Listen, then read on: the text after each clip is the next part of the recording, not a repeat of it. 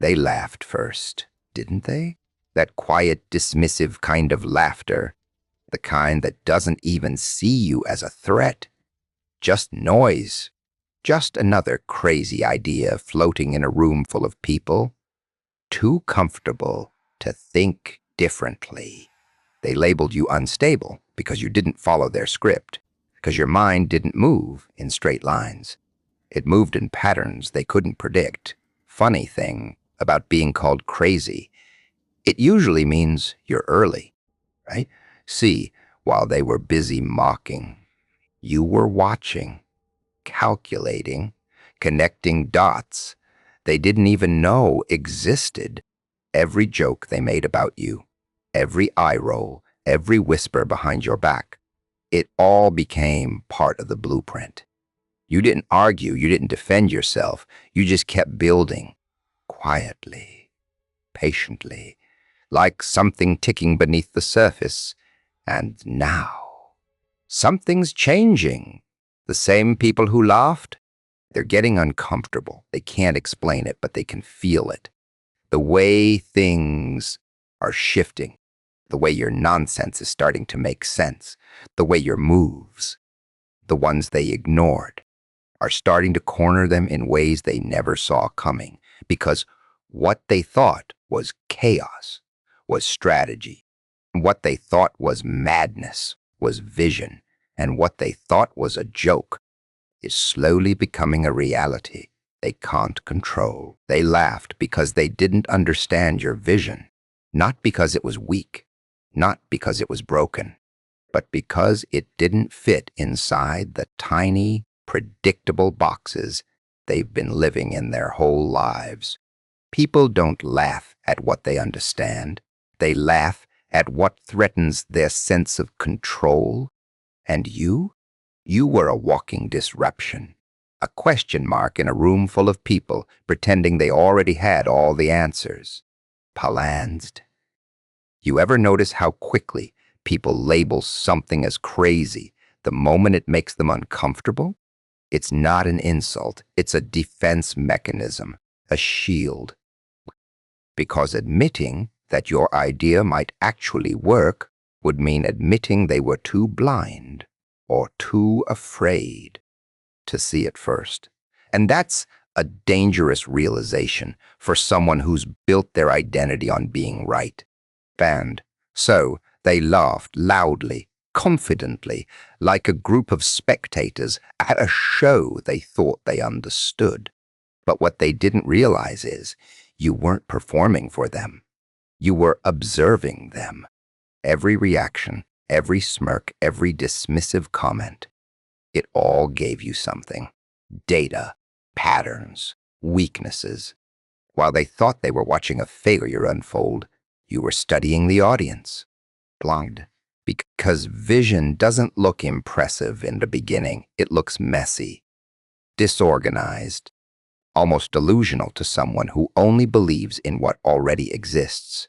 Real vision doesn't ask for permission. It builds something that forces recognition.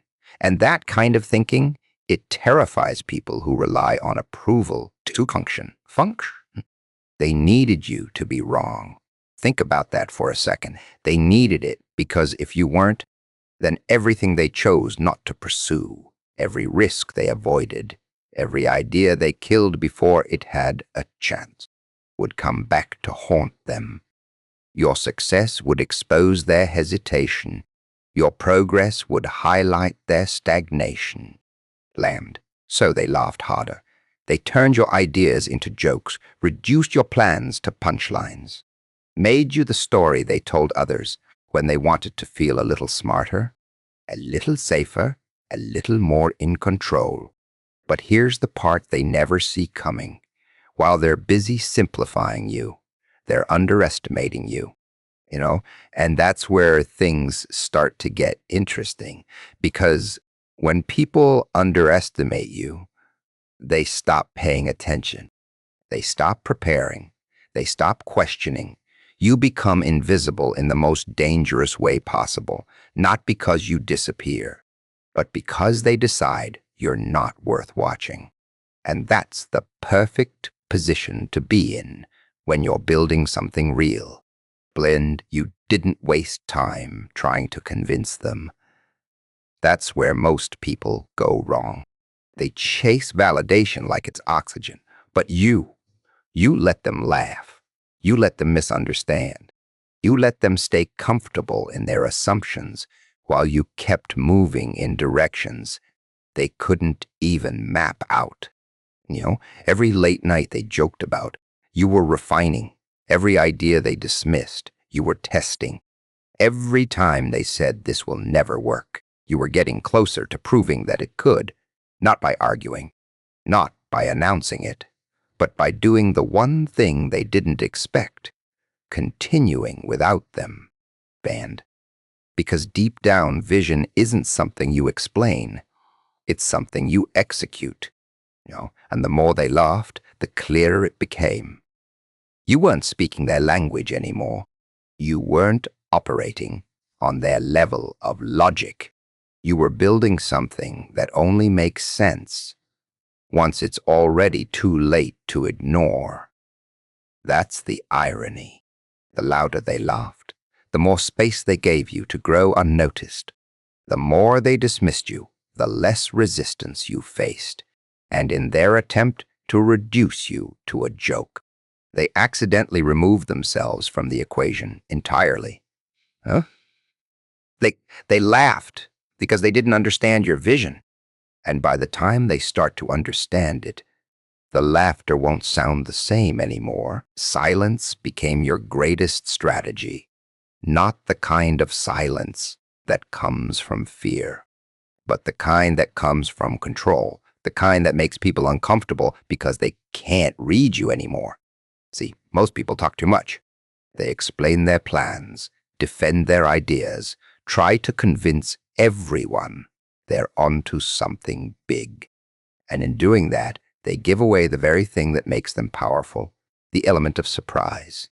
Bland, but you stopped playing that game. You noticed something early. Every time you spoke, they tried to shrink what you said, twist it, question it, turn it into something smaller than it actually was. Words became, and you realized something dangerous. If you keep explaining yourself to people who already decided who you are, you end up building your reality inside their limitations. So you went quiet not because you had nothing to say, but because you had too much at stake to say it out loud. Silence gave you space. Space to think without interruption. Space to move without interference. Space to build without someone standing over your shoulder, waiting for you to fail. And that's when everything shifted. Because silence does something strange to people. It makes them fill in the gaps. When you stop talking, they start guessing. They start projecting their own fears, their own assumptions, their own insecurities onto you. One person thinks you've given up. Another thinks you're hiding something. Someone else starts to wonder if you know more than you're letting on. And suddenly, you're no longer predictable. You became a question mark. And nothing unsettles people more than what they can't define. When you were loud, they could categorize you, label you, dismiss you. But now, Inati? Now they don't know where you stand. And that uncertainty starts to bother them more than your ideas ever did. And while they're busy trying to figure you out, you're moving quietly, precisely. No announcements, no warnings, just progress. Every step calculated, every move intentional. You're not reacting anymore. You're creating. And the best part, they don't even see it happening because they're still waiting for the version of you that needed to be heard. Silence also taught you discipline. It forced you to rely on action instead of approval. You didn't get the instant feedback, the applause, the validation. And at first, that felt strange, almost uncomfortable. But then you realized validation is addictive. And once you remove it, you start operating from something much stronger: clarity, blend. You stopped chasing reactions and started chasing results. And results don't need noise. Think about it. The loudest people in the room are usually the ones trying to prove something. But the ones who are actually building something real, they're often the quietest. Every word you spend explaining yourself is energy you could have used to move forward. So you became selective.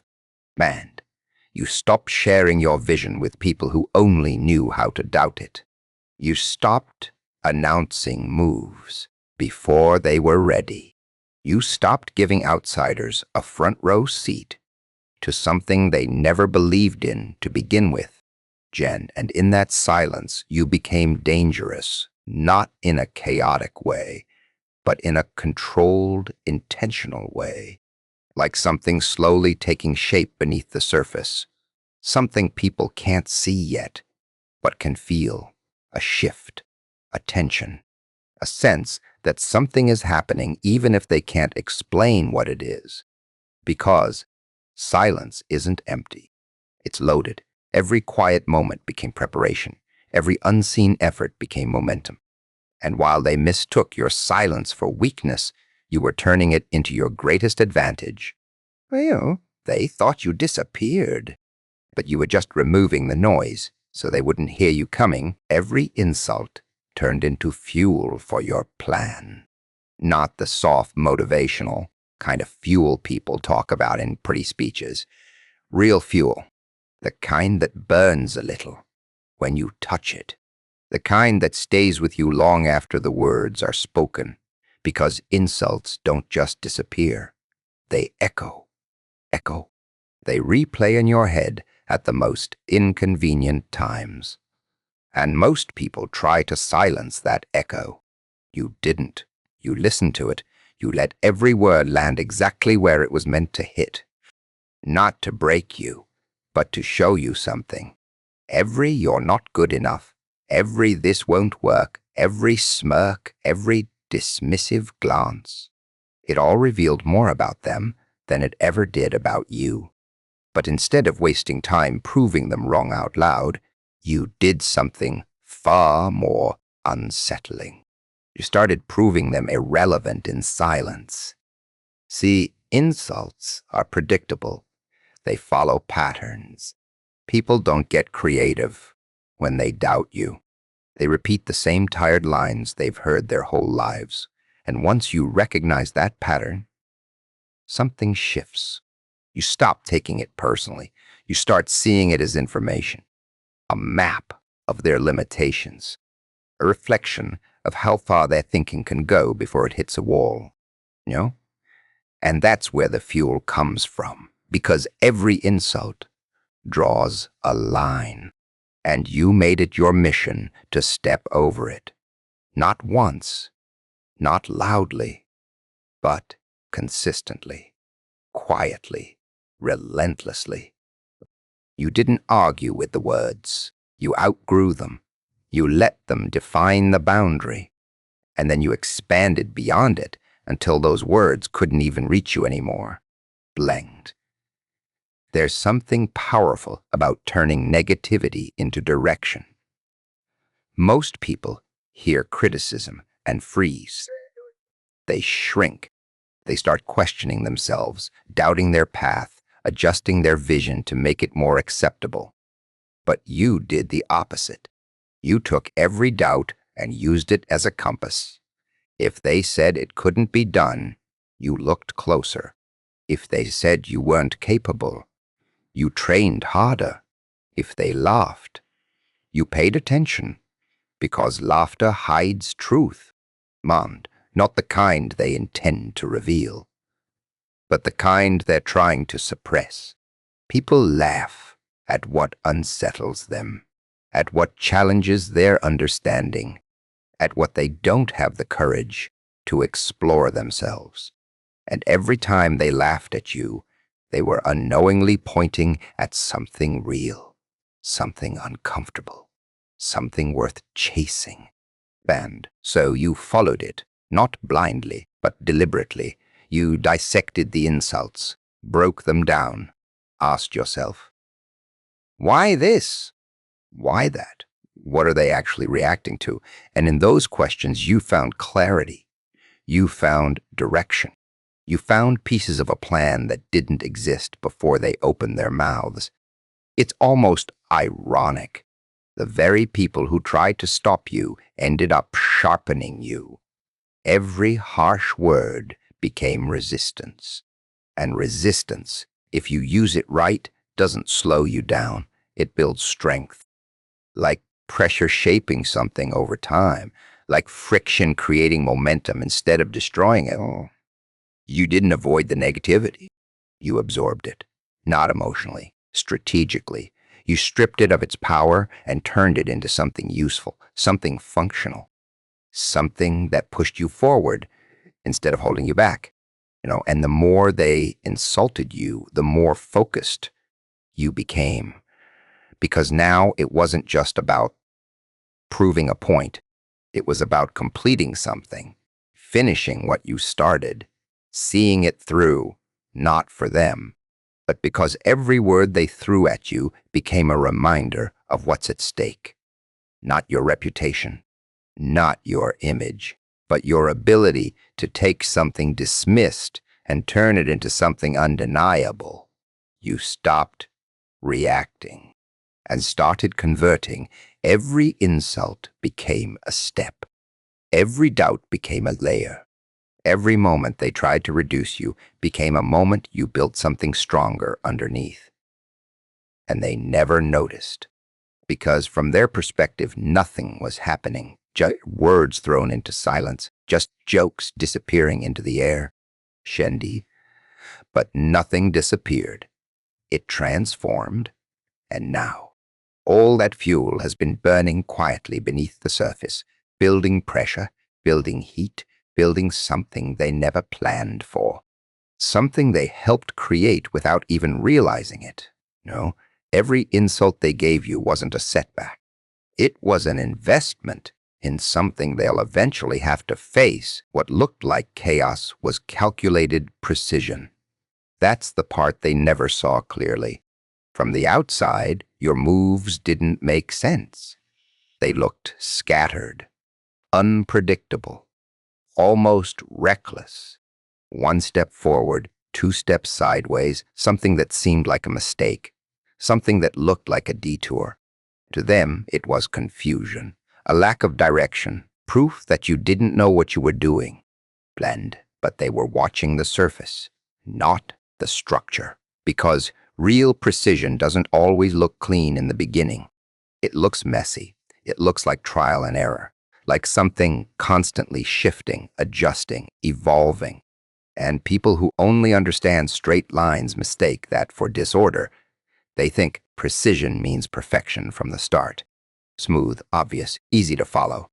But that's not how it works when you're building something that doesn't already exist. You weren't lost. You were exploring variables. Every move you made had a reason, even if it wasn't obvious to anyone else. You tested angles they wouldn't even consider. You stepped into spaces they avoided. You made decisions that looked strange because they were based on information nobody else had the patience to gather, while they were looking for patterns they recognized. You were creating patterns they couldn't predict. No?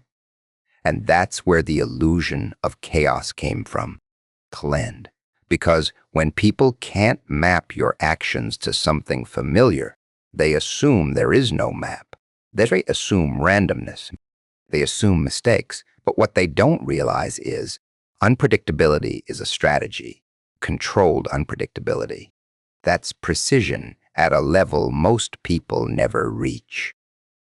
You weren't just moving. You were measuring, dumbling. Every reaction you triggered, you studied it. Every outcome, whether it looked like a win or a loss, gave you data. You adjusted accordingly, not emotionally, but methodically, like something being refined over time. Like each step, no matter how it appeared, was part of a larger calibration process. No? And while they dismissed those moves as errors, you were narrowing in, closer, sharper, more exact, blend. Because precision isn't about getting everything right the first time. It's about getting closer to the truth with every attempt. It's about eliminating what doesn't work until only what does remains. And that process? It rarely looks clean. It looks like chaos to anyone who isn't paying attention closely enough. But you were paying attention to timing, to reactions, to opportunities hidden in places others ignored. You understood that sometimes stepping out of line is the only way to see the full picture. That sometimes doing the unexpected is the fastest way to reveal what's real. So you leaned into it, planned. You let them believe it was chaos. You let them underestimate the structure behind your decisions. Because the moment they think you're disorganized, they stop analyzing you seriously. They stop preparing for you. They lower their guard. And that's when precision becomes even more effective, when it's invisible. There's a difference between random movement and intentional misdirection. And you mastered that difference. You created noise on the surface so they wouldn't hear what was happening underneath. You moved in ways that seemed inconsistent. But each inconsistency had a purpose. Each shift redirected attention away from where it actually mattered. It wasn't confusion. It was control. Because while they were trying to make sense of your mistakes, you were setting up outcomes, quietly aligning pieces, building something that only reveals its logic when it's already when it's already too late to stop. And now the same actions they laughed at, the same decisions they questioned, are starting to connect. Slowly at first, almost unnoticeable, but enough to create discomfort, enough to make them pause and reconsider what they thought they understood. Because patterns are emerging, and once a pattern becomes visible, chaos disappears. What's left is something far more unsettling. The realization that every random move had direction. Every mistake had intention. Every moment they dismissed was actually part of something precise, something deliberate, something far more controlled than they ever imagined. What they saw as chaos was never a lack of control. It was control so advanced they couldn't recognize it until it was already working. Doubt from others sharpened your focus, not in a gentle, encouraging way, but in a way that carved something deeper into you. Because doubt doesn't just question your path, it challenges your. It stands there, quiet or loud, and suggests that maybe you're wrong, maybe you're wasting your time, maybe you're not seeing something they think is obvious. And most people absorb that energy. They let it slow them down. They start adjusting their direction to fit other people's comfort. But you didn't adjust, you refined. Every time someone doubted you, something inside you became more alert, not emotional, alert, like a system detecting resistance. Because doubt has a pattern too. It repeats itself through different voices, different faces, but the energy is always the same. You can't. It won't work. Be realistic. And the more you heard it, the more clearly you started seeing what it really was. Not truth, but limitation wearing the mask of advice. And once you see that, it stops controlling you. And instead, it starts sharpening you, because doubt forces clarity. It removes illusions. It forces you to look at your own idea without comfort, without bias, without emotional protection. And if your vision survives that, it becomes stronger, cleaner, more precise. You stopped depending on encouragement to move forward. You stopped needing approval to stay committed. You started relying on something far more stable. Conviction tested under pressure. Valiant, they didn't realize what they were doing. Blamed. Every skeptical look, every raised eyebrow, every "we'll see" became a point of pressure. And pressure, when applied correctly, doesn't just push you down, it shapes you. It forces you to strengthen weak points. It forces you to rethink strategies. It forces you to eliminate anything that can't survive scrutiny. So instead of breaking under doubt, you started using it like resistance training for your mind. The more they questioned you, the more specific your thinking became. Vague ideas don't survive. Doubt. Only structured ones do. So you started tightening everything, removing unnecessary noise from your plans, thinking in layers, breaking down what needed to be done into steps that didn't rely on anyone else's understanding. You stopped building ideas that needed validation and started building systems that only needed execution, And something interesting happened along the way.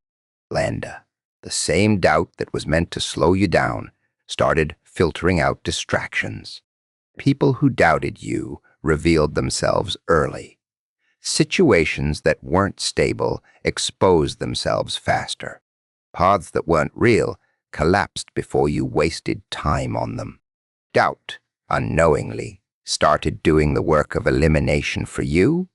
You didn't fight it. You used it. Laid it.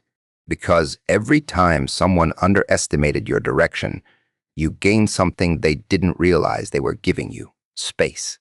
Space to move without interference. Space to develop without pressure to explain yourself. Space to grow without noise. And in that space, focus becomes something different. It stops being effort and starts becoming instinct. You stopped reacting to doubt emotionally. You started interpreting it strategically. If they doubted a step, you examined it twice. If they questioned a move, you analyzed it deeper. Not because they were right, but because resistance often highlights what needs refinement. And once refined, your plan didn't just survive doubt. It became resistant to it. There's a point where doubt stops being external and starts becoming internal. That's where most people break. But instead of letting it create hesitation, you turned it into evaluation. A built-in system that asked, is this strong enough? Is this necessary? Is this aligned? And if the answer held up under pressure, you moved forward without hesitation. That's how focus gets sharpened. Damned, not through comfort, but through contradiction. Blend, because when everyone around you is unsure, you're forced to become certain in a way that doesn't rely on agreement. You start trusting patterns they can't see. You start following logic they don't understand yet. You start operating from a level where doubt isn't a threat anymore. It's background noise, right? And the louder they doubted you, the quieter you became internally. Not confused, but concentrated, planned. Because focus doesn't always look intense from the outside. Sometimes it looks still. Sometimes it looks detached. But inside, it becomes sharper with every challenge thrown at it. And now, every ounce of doubt that once tried to slow you down has been absorbed, processed, and converted into something far more powerful. Direction. The moment your plan starts working, everything shifts. Not slowly, not gently, but in a way that feels almost uncomfortable for the people who once ignored you. Because success doesn't just change your situation, it changes perception. And perception is something people guard more fiercely than truth. When you were uncertain, they had a version of you they were comfortable with, a version they could laugh at, dismiss, underestimate without consequence. But the moment things begin to align, that version disappears. And that's where the shift begins. First, they act surprised, not because they didn't see movement, but because they didn't take it seriously. They remember the jokes they made, the doubts they shared, the casual way they reduced your vision to something small. And now those memories start to feel uncomfortable because they have to reconcile two versions of reality, the one they believed and the one unfolding in front of them. Then comes confusion. Blend, because your progress doesn't always come with explanation. You didn't announce every step. You didn't ask for permission to move forward. You didn't pause to make sure everyone understood your direction. So now they're trying to reverse engineer something they were never part of. They're trying to connect dots they ignored when it mattered. And that gap between what they assumed and what is now visible creates tension. You notice it in their behavior. The same people who dismissed you start watching more closely. The same voices that once joked now ask indirect questions. The same energy that was loud in doubt becomes quieter in observation because something has changed. And even if they won't admit it, they feel it. Your consistency is no longer invisible. Your results are no longer theoretical. They are present, tangible, undeniable in ways that don't require explanation. And that's where respect begins to form. Even if silently. Not because they suddenly believe in you, but because they can no longer ignore what's happening. The shift forces them to adjust their narrative. They start saying things like maybe they always had potential, or we underestimated it. But those statements aren't about you. They're about their own discomfort with being wrong. Meanwhile, you're still moving the same way you always did. No celebration, no need for validation, no change in rhythm. Because what they're reacting to now didn't start yesterday. It started when they weren't looking. Every ignored moment, every quiet effort, every unseen decision is now revealing itself through outcomes. And those outcomes don't need defense. But something deeper changes too. The energy around you is no longer dismissive. It becomes watchful. People begin measuring you differently, not as someone trying, but as someone progressing. And once that shift happens, expectations change. The same actions that were once overlooked are now analyzed. The same silence that was once mocked is now questioned. And that's where pressure tries to return. Damn Z. Because success doesn't remove attention, it replaces it. And attention brings interpretation. People start attaching meaning to your moves. They start projecting their own understanding onto your process. Some try to align with it. Some try to compete with it. Some try to explain it in ways that make them feel less behind. But none of that alters your direction because what they're reacting to is already behind you. Alenger, you've moved past the point of needing their understanding. The plan that once existed in silence is now expressing itself through reality. And reality doesn't argue. It doesn't defend itself. It simply continues unfolding. And that unfolding creates a divide. Bang between those who watched and those who acted, between those who analyzed and those who built, between those who assumed and those who executed. And that divide becomes more visible with every step forward. Damn dear.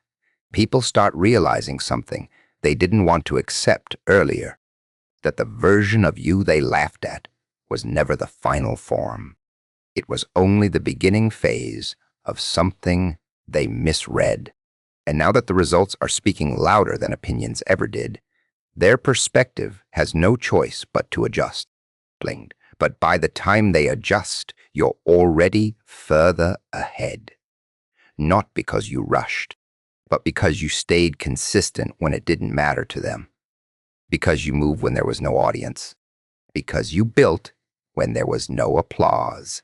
And now that everything is visible, the gap between perception and reality has already been created.